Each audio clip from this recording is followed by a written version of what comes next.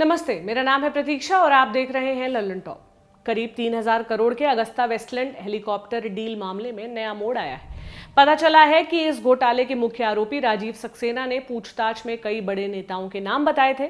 सक्सेना के बयान में न केवल एमपी के सीएम रहे कमलनाथ के बेटे और भतीजे के नाम थे, बल्कि सलमान खुर्शीद और अहमद पटेल जैसे नेताओं का भी जिक्र था। याद दिला दूं कि यह मामला अगस्ता से वीवीआईपी हेलीकॉप्टर की खरीद से जुड़ा है। 12 हेलीकॉप्टर खरीदने का सौदा 2010 में मनमोहन सिंह के समय में हुआ था। ये हेलीकॉप्टर राष्ट्रपति, प्रधानमंत्री और दूसरे वीवीआईपी की सवारी के लिए काम आने थे। 3 चॉपर ही आ पाए, फिर ये डील सवालों में घिर गई। आरोप लगे कि चॉपर के मानक कम करने और सौदा फाइनल करने के लिए कंपनी ने तकरीबन 423 करोड़ रुपए की घूस दी। चार्टर्ड अकाउंटेंट राजीव सक्सेना इस केस के आरोपियों में अहम नाम है। उसे 2019 में दुबई से प्रत्यर्पित करके लाया गया था। उसकी 385 करोड़ की संपत्ति भी जब्त की जा चुकी है। बाद में सीबीआई ने उसे सरकारी गवाह बना लिया। करीब 3 हफ्ते पहले ही सक्सेना को जमानत मिली है। अब जांच एजेंसी उसके खिलाफ सुप्रीम कोर्ट पहुंच गई है।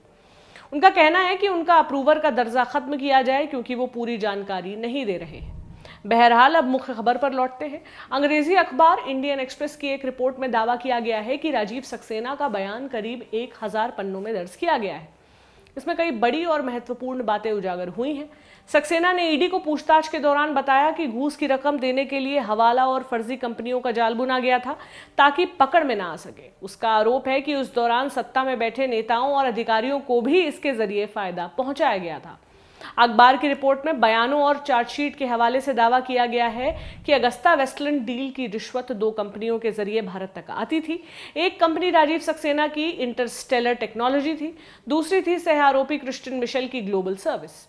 मिशेल फिलहाल जेल में है। इंटरनेशनल टेक्नोलॉजी को सुषेन मोहन गुप्ता और गौतम खेतान चलाते थे, लेकिन साल 2000 में इस कंपनी के करीब 99% शेयर राजीव सक्सेना के पास थे।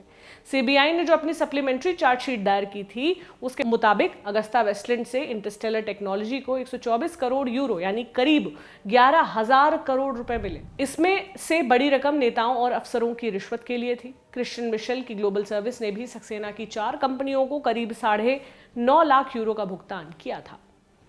इंडियन एक्सप्रेस की रिपोर्ट में दावा किया गया है कि राजीव सक्सेना ने पूछताछ में कमलनाथ के भतीजे रतुल पुरी और कमलनाथ के बेटे बकुलनाथ का नाम लिया था। सलमान खुर्शीद और अहमद पटेल के नामों का भी जिक्र उसके बयानों में आया है। ईडी ने सुषेन मोहन गुप्ता और गौतम खेतान के साथ हुए वित्तीय लेन देन को लेकर भी सक्सेना से सवाल किए। सक्सेना ने बयान में दावा किया, सुषेन मोहन गुप्ता और गौतम खेतान अक्सर सलमान खुर्शीद और कमल अंकल का नाम लिया करते थे, जो मुझे लगता है कमलनाथ हैं। वो एपी की बातें भी करते थे, जो अहमद पटेल के बारे में था। सक्सेना का आरोप है कि रतुल पुरी और उसके परिवार की एक कंपनी को भी पैसे दिए गए थे।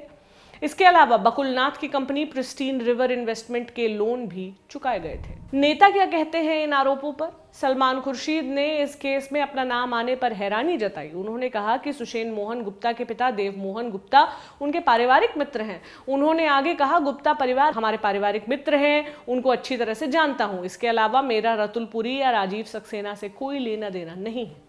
वहीं मध्य प्रदेश के पूर्व मुख्यमंत्री और कांग्रेस के वरिष्ठ नेता कमलनाथ ने तमाम आरोपों से इनकार किया है।